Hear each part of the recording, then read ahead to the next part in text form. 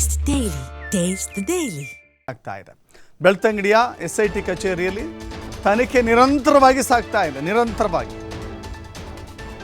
ನಿರಂತರವಾದಂಥ ತನಿಖೆ ಮುಂದುವರಿತಾ ಇದೆ. SIT ಕಚೇರಿಯಲ್ಲಿ ಆತನಿಗೆ ಅನೇಕ ಪ್ರಶ್ನೆಗಳು ಎದುರಾಗ್ತಾ ಇದ್ದಾವೆ. ಕಚೇರಿಗೆ ಊಟ ತಂದರು. ಊಟದ ನಂತರದಲ್ಲಿ ಮತ್ತೆ ವಿಚಾರಣೆಯನ್ನು ಆರಂಭ ಮಾಡಿದ್ದಾರೆ. ಬೆಳಗ್ಗೆಯಿಂದಲೂ ಕೂಡ ಇಲ್ಲಿಯವರೆಗೆ ನಿರಂತರವಾದಂಥ ಊಟದ ಸಮಯಕ್ಕೆ ಬ್ರೇಕ್ ಬಿಟ್ಟರೆ ಬೇರೆ ಯಾವುದೇ ಬ್ರೇಕನ್ನು ತೆಗೆದುಕೊಂಡಿಲ್ಲ ಅಂತ ಕಾಣಿಸುತ್ತೆ. ಈ ಸಂದರ್ಭದಲ್ಲಿ ಅನೇಕ ಪ್ರಶ್ನೆಗಳು ಆತನಿಗೆ ಎದುರಾಗ್ತಾ ಇದ್ದಾವೆ. SIT ಆತನಿಗೆ ಅನೇಕ ಪ್ರಶ್ನೆಗಳನ್ನು ಮುಂದಿಡ್ತಾ ಇದೆ. ಅತ್ಯಂತ ಮೂಲಭೂತ ಪ್ರಶ್ನೆ ಅಂತ ಹೇಳಿದ್ರೆ, ಆತ ಮೊದಲು ತಂದಿದ್ದ ಬುರುಡೆ ಬಗ್ಗೆ ಚರ್ಚೆ ಆಗ್ತಾ ಇದೆ. ಆತನಿಗೆ ಏನೂ ಕೊಡಲಿಲ್ಲ, ಖಾಲಿ ಕೈಯಿಂದ ಹೋಗಿದ್ದ. ಒಂದು ಬುರುಡೆಯನ್ನು ಅನಾಮತ್ತಾಗಿ ಅನಾಯಾಸವಾಗಿ ಎತ್ತಿಕೊಂಡು ಬಂದ. ಈಗ ಕುದ್ಲಿ, ಹಾರೆ, ಪಿಕಾಸಿ, SIT ಸಿಬ್ಬಂದಿ, ಕಾರ್ಮಿಕರು, ಹಿಟಾಚಿ ಆತ ಹೇಳಿದ ಜಾಗಗಳೆಲ್ಲ ಅಗೀವಾಗಿ ಏನೂ ಸಿಗ್ತಾ ಇಲ್ಲ. ಹೇಗೆ ಸಾಧ್ಯ ಅಂಥೇಳಿ ಆತನಿಗೆ ಪ್ರಶ್ನೆಗಳು ಎದುರಾಗ್ತಾ ಇದ್ದಾವೆ. ಜೊತೆಗೆ ಆತನ ಮೂಲ ಯಾವುದು, ಆತ ಎಲ್ಲಿಯವ, ಹೇಗೆ ಕೆಲಸ ಮಾಡ್ತಾ ಇದ್ದ, ಧರ್ಮಸ್ಥಳದ ಮಾಹಿತಿ ಕೇಂದ್ರ ಆತನಿಗೆ ಸೂಚನೆ ಯಾವ ರೀತಿ ಕೊಡ್ತಾ ಇತ್ತು, ಯಾಕಂದರೆ ಆತ ಮಾಹಿತಿಯನ್ನು ಹಂಚ್ಕೊಂಡಿದ್ದಾನೆ ಅಂತ. ಮಾಹಿತಿ ಕೇಂದ್ರ ಸೂಚನೆ ಕೊಡ್ತಾ ಇತ್ತು, ಅದರಂತೆ ನಾನು ಶವಗಳನ್ನು ಹೂತು ಆಗ್ತಾ ಇದ್ದೆ ಅಂತ ಹೇಳಿ ಮಾಹಿತಿಯನ್ನು ಹಂಚಿಕೊಂಡಿದ್ದಾನೆ. ಅದೆಲ್ಲದರ ಕುರಿತಾಗಿಯೂ ಕೂಡ ಈಗ ತನಿಖೆಯನ್ನು ಮಾಡಲಾಗ್ತಾ ಇದೆ.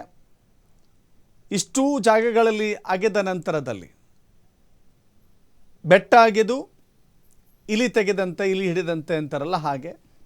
ಹೀಗಾಗಿ ಆತನ ಪೂರ್ವಾಪರದ ಬಗ್ಗೆಯೂ ಕೂಡ ತನಿಖೆ ಆಗ್ತಾ ಇದೆ.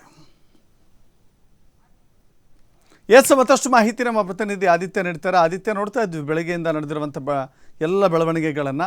ಸದನದಲ್ಲಿ ಚರ್ಚೆ ಆದ ನಂತರದಲ್ಲಿ ಇದು ಬೇರೆಯದ್ದೇ ದಿಕ್ಕಿಗೆ ಸಾಗ್ತಾ ಇದೆಯೇನೋ ಅನ್ನುವ ರೀತಿಯಲ್ಲಿ ನೋಡಬೇಕಾಗಿದೆ ಈ ಪ್ರಕರಣವನ್ನು. ಸದ್ಯಕ್ಕಂತೂ ಆತನ ವಿಚಾರಣೆ ಮುಂದೆ ಆತನ ವಿಚಾರಣೆಯ ಸಂದರ್ಭದಲ್ಲಿ ಎದುರಾಗ್ತಿರುವಂಥ ಪ್ರಶ್ನೆಗಳೇನು, ಇವತ್ತಿಗೆ ಕೊನೆಯಾಗುತ್ತಾ ಅಥವಾ ಆತನಿಗೆ ಮತ್ತಷ್ಟು ತನಿಖೆ ಮಾಡುವಂಥ, ವಿಚಾರಣೆಗೆ ಒಳಪಡಿಸುವಂಥ ಸಾಧ್ಯತೆಗಳೇ ಜಾಸ್ತಿನಾ ಅಂತ? ದಶರಥ್, ಖಂಡಿತವಾಗ್ಲೂ ಕೂಡ ಇವತ್ತು ಮಾತ್ರ ಇದು ಸೀಮಿತವಾಗೋದಿಲ್ಲ. ನಾಳೆ ಕೂಡ ವಿಚಾರಣೆ ನಡೆಯುತ್ತೆ. ಇನ್ನೂ ಕೆಲ ದಿನಗಳ ಕಾಲ ಈ ವಿಚಾರಣೆ ಮುಂದುವರಿಯುವಂಥ ಎಲ್ಲ ಲಕ್ಷಣಗಳು ಕಾಣಿಸ್ತಾ ಇದೆ. ಈಗಾಗಲೇ ಸರಿಸುಮಾರು 6 ಗಂಟೆ ವಿಚಾರಣೆಯ ಬಳಿಕ ಅನಾಮಿಕ ದೂರುದಾರ ತನ್ನ ವಕೀಲರೊಂದಿಗೆ ವಾಪಸ್ ತನ್ನ ಅಜ್ಞಾತ ಸ್ಥಳಕ್ಕೆ ಹೋಗಿದ್ದಾನೆ. ಇದೇ ಬೆಳ್ತಂಗಡಿ SIT ಕಚೇರಿಯಲ್ಲಿ ಇವತ್ತು ವಿಚಾರಣೆ ನಡೆದಿತ್ತು. ಆದರೆ ಇಲ್ಲೊಂದು ಅಚ್ಚರಿಯ ವಿಚಾರ ಇವತ್ತು ಬೆಳಕಿಗೆ ಬಂದಿರೋದು ನಾವು ಕಂಡಿದ್ದು. ಈಗ ಆತ ಹೋಗುವಂಥ ಸಂದರ್ಭದಲ್ಲಿ ಇಷ್ಟು ದಿನ ಮಾಸ್ಕ್ ಹಾಕಿಕೊಂಡು, ಸಂಪೂರ್ಣವಾಗಿ ಜಾಕೆಟ್ ಹಾಕಿಕೊಂಡು ಬರ್ತಾ ಇದ್ದಂಥ ಅನಾಮಿಕ ದೂರುದಾರ ಇವತ್ತು ಕೇವಲ ಏನೋ ಒಂದು ಸಣ್ಣ ಮಾಸ್ಕ್ ಬಿಟ್ಟರೆ ಯಾವುದೇ ರೀತಿಯ ಜಾಕೆಟ್ ಅಥವಾ ಏನೂ ಇಲ್ಲದೆ ಇವತ್ತು SIT ಕಚೇರಿಯಿಂದ ವಾಪಸ್ ಆಗ್ತಾ ಇರೋದು ಕೂಡ ನಾವು ಗಮನಿಸಿದ್ದೀವಿ. ಅಂದರೆ ಈಗಾಗಲೇ ನಿರಂತರವಾಗಿ ಆತನನ್ನು ವಿಚಾರಣೆಗೆ ಇಷ್ಟು ದಿನ ಒಳಪಡಿಸಲಾಗಿತ್ತು. ಆತ ಕಂಪ್ಲೀಟ್ ಎಲ್ಲೂ ಕೂಡ ಆತನ ಮುಖದ ಒಂದು ಚೆಹರೆ ಕೂಡ ಗೊತ್ತಾಗದ ರೀತಿಯಲ್ಲಿ ಕೇವಲ ಆತನ ಕಣ್ಣು ಬಿಟ್ಟರೆ ಬೇರೆ ಏನು ಆತ ಯಾವ ಥರ ಇದೆ ಆತನ ಮುಖ ಅಂತ ಗೊತ್ತಾಗ್ತಾ ಇರಲಿಲ್ಲ. ಅಷ್ಟರ ಮಟ್ಟಿಗೆ ಕಂಪ್ಲೀಟ್ ಆಗಿ ಕವರ್ಡ್ ಆಗಿ ಆತ ಬರ್ತಾ ಇದ್ದ. ಆದರೆ ಇವತ್ತೊಂದು ಅಚ್ಚರಿ ಬೆಳವಣಿಗೆ ಅಂತ ಹೇಳ್ಬೋದು. ಈ ಮುಂದೆ ಇದು ಯಾವ ಬೆಳವಣಿಗೆಯ ಸೂಚನೆ ಅಂತ ಗೊತ್ತಿಲ್ಲ. ಸ್ಟಿಲ್ ಆತ ಇವತ್ತು SIT ಕಚೇರಿಯಿಂದ ವಾಪಸ್ ಹೋಗಬೇಕಾದ್ರೆ ಯಾವುದೇ ರೀತಿಯ ಜಾಕೆಟ್ ಹಾಕದೆ ಪೂರ್ಣ ಪ್ರಮಾಣದಲ್ಲಿ ಆತನ ಮುಖವನ್ನು ಕ್ಲೋಸ್ ಮಾಡದೆ ಆತ ವಾಪಸ್ ಆಗಿದ್ದಾನೆ. ಹಾಗಾಗಿ ಇನ್ನು ಮುಂದಕ್ಕೆ ಕೂಡ ಆತನ ವಿಚಾರಣೆ ನಡೆಯುತ್ತೆ. ಈಗಾಗಲೇ ಆತ ಒಂದು ಕಳೆಬರವನ್ನು ತೆಗೆದುಕೊಂಡು ಬಂದಿದ್ದಾನೆ. ಅದರ ಸಂಪೂರ್ಣವಾದ ಮಾಹಿತಿ SITಗೆ ಬೇಕಾಗಿದೆ. ಹಾಗಾಗಿ ಅದು FSLಗೆ ಹೋಗಿದೆ.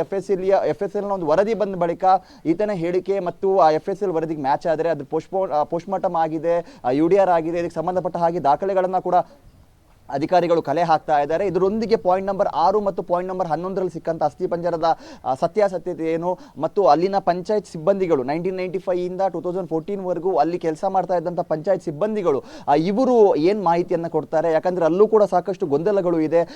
ಕೆಲವೊಂದಿಷ್ಟು ಕಡೆಗಳಲ್ಲಿ ದೂರುದಾರರು ಆರೋಪ ಮಾಡಿರುವ ರೀತಿಯಲ್ಲಿ ಅಪರಿಚಿತ ಶವ ಅಂತ ಹೇಳಿ ಅದನ್ನು ಒಂದೇ ದಿನದಲ್ಲಿ ದಫನ ಮಾಡಿರುವಂಥ ಬೆಳವಣಿಗೆಗಳು ಕೂಡ ನಡೆದಿದೆ. ಯಾತಕ್ಕೋಸ್ಕರ ಈ ಥರ ಆಗಿದೆ, ಇದು ಯಾಕೆ ಈ ಥರ ಒಂದು ವಿಫಲತೆ ಯಾಕೆ ಅವರು ಮಾಡಿದ್ದಾರೆ ಅನ್ನೋದು ಕುರಿತವಾಗಿಯೂ ಕೂಡ ಬಹಳ ಗಂಭೀರವಾದ ತನಿಖೆ ನಡೀತಾ ಇದೆ. ಯಾಕಂದ್ರೆ ಹೊಸ ಹೊಸ ದೂರುದಾರರು ಬರ್ತಾ ಇದ್ದಾರೆ. RTI ಮೂಲಕ ಒಂದಿಷ್ಟು ಸ್ಫೋಟಕ ಆರೋಪಗಳನ್ನ ಕೂಡ ಅವರು ಮಾಡ್ತಾ ಇದ್ದಾರೆ. ಅವರ ಆರೋಪ ಅಂದ್ರೆ ಅವ್ರು ತೋರಿಸ್ತಾ ಇರುವಂತಹ ದಾಖಲೆಗಳ ಆಧಾರದಲ್ಲಿ ನೋಡಿದ್ರೆ ಅದರಲ್ಲಿ ಹುರುಳಿದೆ ಅನ್ನೋದು ಗೊತ್ತಾಗ್ತಾ ಇದೆ. ಬಟ್ SIT ತನಿಖೆಯಿಂದ ಏನ್ ಸತ್ಯಾಸತ್ಯತೆ ಹೊರ ಬರುತ್ತೆ ಅನ್ನೋದೇ ಈಗ ಬಹಳ ಕುತೂಹಲ ಕಾರಣವಾಗಿರೋದು. ಇಷ್ಟು ದಿನ ಆತ ಹೂತು ಹಾಕ್ತಾ ಇದ್ದಂಥ ಹೆಣಗಳಿಗೆ ಕಾನೂನಾತ್ಮಕ ಪ್ರಕ್ರಿಯೆಗಳು ಆಗಿಲ್ಲ. ಹಾಗಾಗಿ ಅದನ್ನು ಹೊರತೆಗೆದು ಸಂಬಂಧಪಟ್ಟವರಿಗೆ ಅದನ್ನು ಹಸ್ತಾಂತರ ಮಾಡಿ ಮೃತದೇಹಕ್ಕೆ ಸಲ್ಲಬೇಕಾಗಿದ್ದಂಥ ಗೌರವಗಳನ್ನು ನೀಡಬೇಕು. ಆ ಕಾರಣಕ್ಕೋಸ್ಕರ ನಾನು ಶರಣಾಗಿದ್ದೀನಿ ಅಂತ ಆತ ಹೇಳ್ತಾ ಇದ್ದ. ಆದರೆ ಒಂದೊಂದು ಜಾಗಕ್ಕೆ ಹೋದಂಥ ಸಂದರ್ಭ ವ್ಯತಿರಿಕ್ತವಾದ ಹೇಳಿಕೆಗಳನ್ನು ಆತ ಕೊಡ್ತಾ ಇದ್ದ. ಅಂದ್ರೆ ಪ್ರಮುಖವಾಗಿ ಇಲ್ಲಿ ಪೊಲೀಸರು ಇದ್ರು, ವೈದ್ಯರಿದ್ರು ಅಂತ ಕೆಲವು ಜಾಗದಲ್ಲಿ ಆತ ಉಲ್ಲೇಖ ಮಾಡಿದ್ದಾನೆ ಮತ್ತು ಸ್ಥಳೀಯರು ಕೂಡ ಈ ಬಗ್ಗೆ SITಗೆ ಮಾಹಿತಿ ನೀಡಿದ್ದಾರೆ. ಹಾಗಾದ್ರೆ ಅನಾಮಿಕಾ ಮಾಡಿರುವಂತಹ ಆರೋಪ ಸುಳ್ಳ ಅನ್ನುವಂಥ ಅನುಮಾನ ಮೂಡುವ ನಡುವೆ ಈ RTI ಮೂಲಕ ಬಂದಂಥ ಪ್ರಕರಣಗಳು ಅಂದ್ರೆ ಒಂದೇ ದಿನದಲ್ಲಿ UDR ಆಗಿದ್ರು, ಪೋಸ್ಟ್ ಮಾರ್ಟಮ್ ಆಗಿದ್ರು ಕೂಡ ಅಪರಿಚಿತ ಶವಗಳನ್ನು ಒಂದೇ ದಿನದಲ್ಲಿ ದಫನ ಮಾಡಿರುವಂತಹ ಘಟನೆಗಳು ಕೂಡ ಇದೆ. ಹಾಗಾಗಿ ಅನಾಮಿಕಾ ಉಲ್ಲೇಖ ಮಾಡ್ತಾ ಇರುವಂತಹ ಘಟನೆಗಳಲ್ಲಿ ಇಂತಹ ಪ್ರಕರಣಗಳು ಇದೆಯಾ ಅನ್ನುವಂತಹ ಹೊಸ ಜವಾಬ್ದಾರಿ SIT ಮೇಲೆ ಬಿದ್ದಿದೆ. ಹಾಗಾಗಿ ಈ ದಾಖಲೆಗಳನ್ನು ಸಂಗ್ರಹ ಮಾಡೋದು, ಅದನ್ನ ಪರಿಶೀಲನೆ ಮಾಡೋದಕ್ಕೆ ಬಹಳ ಸಮಯ ಬೇಕಾಗುತ್ತೆ. ಸೊ ಇವತ್ತು ಕೂಡ ಆತನ ವಿಚಾರಣೆಯ ಜೊತೆಗೆ ಇನ್ನೊಂದು ಟೀಮ್ ಈ ಪೇಪರ್ ವರ್ಕ್ ಬಗ್ಗೆ ಹೆಚ್ಚಿನ ಗಮನವನ್ನ ಕೊಟ್ಟಿತ್ತು. ನೂರಾರು ಪ್ರಕರಣಗಳು ಇದೆ, ನಿಯರ್ಲಿ 1000ಕ್ಕೂ ಅಧಿಕ ಪ್ರಕರಣಗಳು ಇದೆ. ಈ ತರ ನೋಡಕ್ ಹೋದ್ರೆ UDR ಆಗಿರೋದು, ಅಪರಿಚಿತ ಶವ, ನಿಗೂಢ ಕೊಲೆ ಪ್ರಕರಣ ಎಲ್ಲವನ್ನ ಕ್ಯಾರಿ ಮಾಡೋದಾದ್ರೆ ಬಹಳ ಪ್ರಕರಣಗಳು ಇದೆ. ಎಲ್ಲ ದಾಖಲೆಗಳನ್ನ ಕೂಡ ಅವರು ಕಲೆ ಹಾಕಬೇಕಾಗುತ್ತೆ, ಅದನ್ನ ಸೂಕ್ಷ್ಮವಾಗಿ ಗಮನಿಸಬೇಕಾಗುತ್ತೆ. ಈತ ಮಾಡ್ತಾ ಇರುವಂತಹ ಆರೋಪಗಳಿಗೆ ಅಥವಾ ಇಷ್ಟು ದಿನ ಆಗಿದಂತ ಜಾಗಗಳಲ್ಲಿ ಅಥವಾ ಸಮಾಧಿಗಳು ಏನು ಅಗ್ದಿದಾರೋ ಆ ಜಾಗದಲ್ಲಿ ಅಥವಾ ಅದರ ಸುತ್ತಮುತ್ತ ಏನಾದರೂ ಇಂಥ ಪ್ರಕರಣಗಳನ್ನ ದಫನ ಮಾಡಿರುವಂತಹ ಘಟನೆಗಳು ಇದೆಯಾ, ಆತ ತೋರಿಸಿರುವಂತಹ ಜಾಗದಲ್ಲಿ ಅಸ್ಥಿಪಂಜರ ಸಿಕ್ಕಿಲ್ಲ ಸರಿ, ಬಟ್ ಆತ ಮಾಡ್ತಾ ಇರುವಂತಹ ಆರೋಪ ಸತ್ಯನಾ ಸುಳ್ಳ, ಆತ ಮಾಡ್ತಾ ಇರುವಂತಹ ಆರೋಪ ಸತ್ಯಾನ ಅಂತ ಸಾಬೀತು ಮಾಡೋದಕ್ಕೆ ಬೇಕಾದಂತಹ ದಾಖಲೆಗಳು, ಆ ಎಲ್ಲ ದಾಖಲೆಗಳನ್ನ ಕಲೆ ಹಾಕುವಂತ ಪ್ರಕ್ರಿಯೆಗಳು ನಡೀತಾ ಇದೆ. ಮತ್ತು ಅನಾಮಿಕನಿಂದಲೂ ಕೂಡ ಕ್ಷಣ ಕ್ಷಣಕ್ಕೂ SIT ಬೇಕಾದಂತಹ ಮಾಹಿತಿಯನ್ನ ಪಡೆದುಕೊಳ್ತಾ ಇದೆ.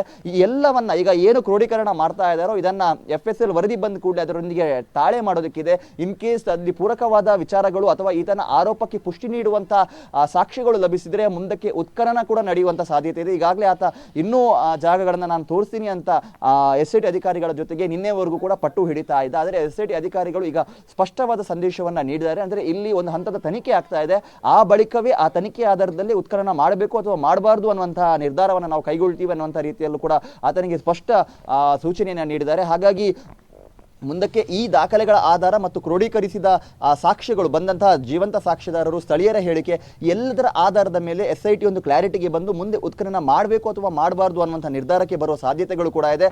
ಹಾಗಾಗಿ ಇದು ಇವತ್ತು ಅಥವಾ ನಾಳೆಗೆ ಮಾತ್ರ ಸೀಮಿತವಾಗೋದಿಲ್ಲ, ಇನ್ನೂ ಅನೇಕ ದಿನ ಈ ವಿಚಾರಣೆ ನಡೆಯುವಂತ ಸಾಧ್ಯತೆಗಳು ಕೂಡ ಇದೆ. ಇನ್ನಷ್ಟು ಸಾಕಷ್ಟು ದೂರುದಾರರು ಕೂಡ ಮುಂದೆ ಬಂದಿದ್ದಾರೆ, ಸಾಕ್ಷಿದಾರರು ಕೂಡ ಇದ್ದಾರೆ. ಸೊ ಅವರನ್ನ ಕೂಡ